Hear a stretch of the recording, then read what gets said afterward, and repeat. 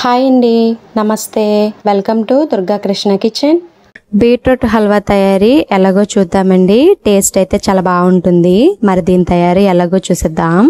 Pan పెట్టుకుని pan heat అయిన తర్వాత దానిలోకి 3 స్పూన్స్ వరకు బటర్ని యాడ్ చేసుకోవాలండి.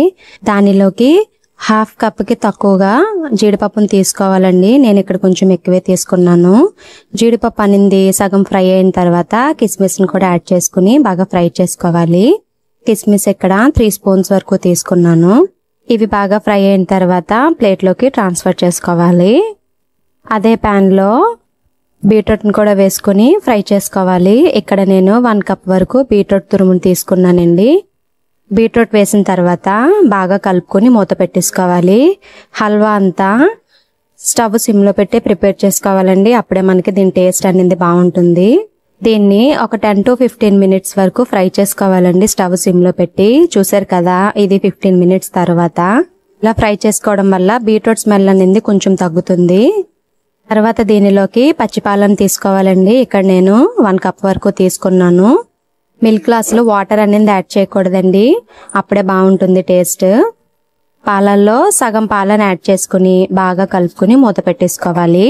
బీట్రూట్ అనేది ఇలా పాలతో బాగా మగ్గితే కనుక మనకి టోటల్ గా బీట్రూట్ స్మెల్ అనేది ఉండదండి హల్వా తింటున్నప్పుడు. ఇలా పాలు మగ్గిన తర్వాత రిమైనింగ్ పాలను కూడా వేసుకుని బాగా కలుపుకుని మగ్గించుకోవాలి.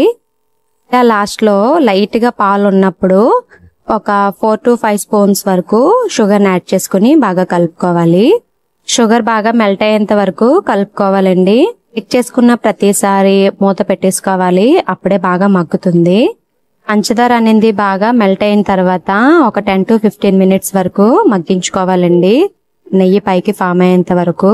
షుగర్ బాగా మెల్ట్ అయిన తర్వాత దీనిలోకి ఇలాచి పంచదారతో బ్లెండ్ చేసి పెట్టుకున్న షుగర్ పౌడర్ ని 1 స్పూన్ వరకు యాడ్ చేసుకోవాలి. చూసారు కదా, మనకి నెయ్యి అనేది ఇలా పైకి ఫామ్ అవుతే హల్వా అనేది పర్ఫెక్ట్ గా రెడీ అయిపోయినట్టండి.